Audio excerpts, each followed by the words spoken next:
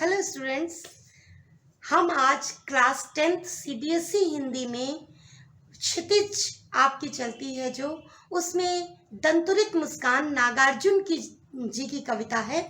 नागार्जुन जी जो कि प्रवासी रहे हैं, प्रवासी कवि रहे होंगे और उनके बच्चे की जो मुस्कान है दंतुरित मुस्कान, उस पर उन्होंने कविता लिखी है। शायद वो जन्म के समय रहे हों या ना रहे होंगे, और जब वो अपने बच्चे को 8 महीने से लेकर 12 महीने के बीच में बच्चों के दांत निकलते हैं, उस समय पे उन्होंने अपने बच्चे को देखा होगा, तब उनके मन में जो भाव उमड़े हैं उसको दंतुरित मुस्कान कविता में उन्होंने अभिव्यक्त किया है। और उस अभिव्यक्ति में इतनी कोमलता है, इतना माधुर्य है कि नागार्जुन जी जैसे कवि कहते हैं कि उनका जीवन जैसा कि बांस और बबूल की तरह कठोर था, उस बच्चे के स्पर्श पाते ही मानो शेफालिका के फूल झड़ने लगते हैं, ऐसा उनका जीवन उन्हें लगने लगता है।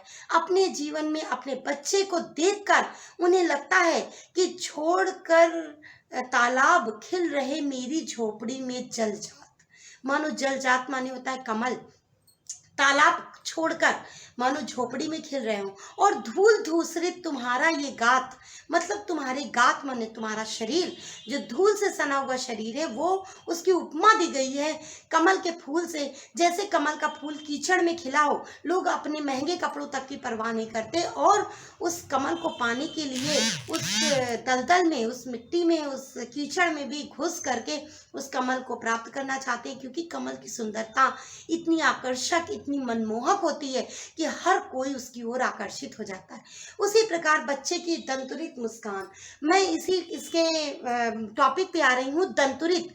आप सोचिए कि नागार्जुन जी ने कितने नए उपमान का प्रयोग किया है कि ये प्रयोगवादी कवि की विशेषता होती है। प्रगतिवादी या प्रयोगवादी काव्य धारा के जो कवि हैं वो ऐसे उपमान ढूंढ कर लाते हैं। उपमेय है बच्चा और उपमान उसका जो दिया गया उसकी मुस्कान का, वो दंतुरित मुस्कान, विशेषण दंतुरित है।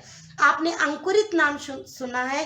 अंकुरित यानी कि चना, जो अनाज भिगो करके उनको अंकुरित किया जाता है, उनका नाम सुने, जैसे चना है, मूंग है, मूंगफली है, सोयाबीन है। इन चीज़ों को अंकुरित किया जाता है, या कोई भी बीज हो वो अंकुरित होता है। और अंकुर जब निकलते हैं बहुत छोटे छोटे, तब उस अंकुर की तुलना, उस अंकुर की उपमा उन्होंने दांतों के निकलने को दंतुरित बना दिया। यानी दांतों की निकलना, दांतों का निकलना आप जानते हैं, बच्चों के 6 माह के बाद कभी भी दांत निकलने शुरू हो जाते हैं और लगभग 2.5 वर्ष तक बच्चों के छोटे छोटे से दांत उनके मुंह पे आ जाते हैं। और जब उनकी मुस्कान होती है वो इतनी छविमान होती है, इतनी आकर्षक होती है, इतनी मनमोहक होती है कि कोई भी पाषाण हृदय व्यक्ति भी पिघल कर मानो मोम या जल बन जाता होगा। तो इस प्रकार से नागार्जुन जी ने अपनी कविता दंतुरित मुस्कान में अपने बच्चे को देखकर जो अनुभूति किया, उस अनुभूति को अभिव्यक्त करने का प्रयास किया है। क्योंकि उसकी माँ उसका माध्यम बनी है, तभी वो जान पाया, नहीं तो वो कह रहा है कि तो अगर तुम्हारी माँ न होती साथ तो मैं न जान पाता कभी। इस बात को कभी वो समझ ना पाता, न जान पाता कि बच्चे के प्रेम का, बच्चे का की सुंदरता का, के आकर्षण का, उसके रूप का, उसके लावण्य का, उसकी मधुरता का, उसकी कोमलता का एहसास कभी कभी ना कर पाता। बच्चे की माँ की उंगलियां उसे मधुपर्क कराती हैं। मधुपर्क होता है, मधुपर्क शब्द का प्रयोग किया है कवि ने। मधुपर्क होता है शहद, शहद जैसा मीठा, नेचुरल, प्राकृतिक। और प्राकृतिक मीठेपन का स्वाद तो आपको बच्चे की मधुर मुस्कान में ही देखने को मिल सकता है। तो वो माँ के स्नेह में होता है मधुपर्क, जो निस्वार्थ भाव से अपने बच्चे को स्नेह पान कराती है। और उस स्नेह पान में बच्चा इतना प्रफुल्लित, प्रसन्न चित्त रहता है कि वो किसी अनजान व्यक्ति को देखकर बच्चा अपने माँ के पल्लू से चिपक जाता है, या उसकी गोद से चिपक जाता है, उसके कंधे पे चिपक जाता है और वो उसे देखना नहीं चाहता। फिर धीरे धीरे अपनी नजरों को उसकी तरफ उठाता है और तिरछे नेत्रों से, कनखियों से देखता है।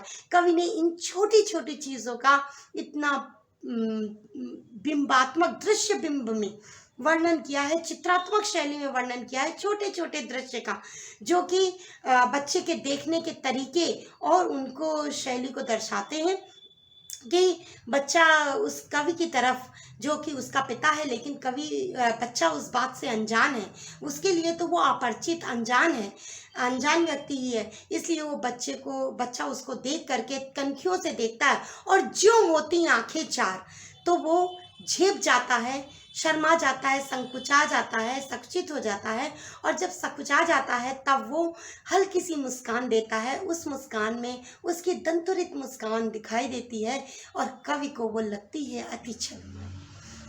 कवि ने बताया कि उसके मुस्कान को देखकर पाषाण हृदय भी जल बन जाएगा, मानो उत्प्रेक्षा अलंकार के माध्यम से। इस प्रकार से कवि ने अपने बच्चे की दंतुरित मुस्कान का बड़ा ही मनमोहक दृश्य बिंब के माध्यम से बड़ा ही मनमोहक चित्रण किया है।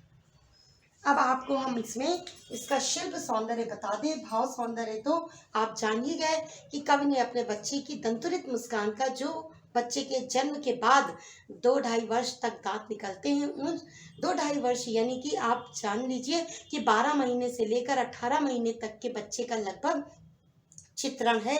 और इसमें देख लीजिए, भाषा इसकी सरल सहज संस्कृत निष्ठ खड़ी बोली है, सरल सहज संस्कृत निष्ठ। इसकी भाषा संस्कृत निष्ठ है क्योंकि शेफालिका की फूल और पाषाण शब्द आया है, तो इन सब शब्दों से जाना जा सकता है कि संस्कृत निष्ठ शब्दावली है, यानी तत्सम शब्दावली है। संस्कृत निष्ठ शब्दावली को तत्सम शब्दावली भी कहते हैं। शब्दावली से युक्त भाषा है। इसमें रस वात्सल्य रस है क्योंकि बच्चे की मनमोहक मुस्कान का वात्सल्य रस है। इसमें बच्चे की मनमोहक मुस्कान का वर्णन है, बच्चे के प्रेम का वर्णन है, स्नेह का वर्णन है। इसी प्रकार इसमें गुण माधुर्य गुण है और इसमें शैली, इसकी शैली चित्रात्मक है।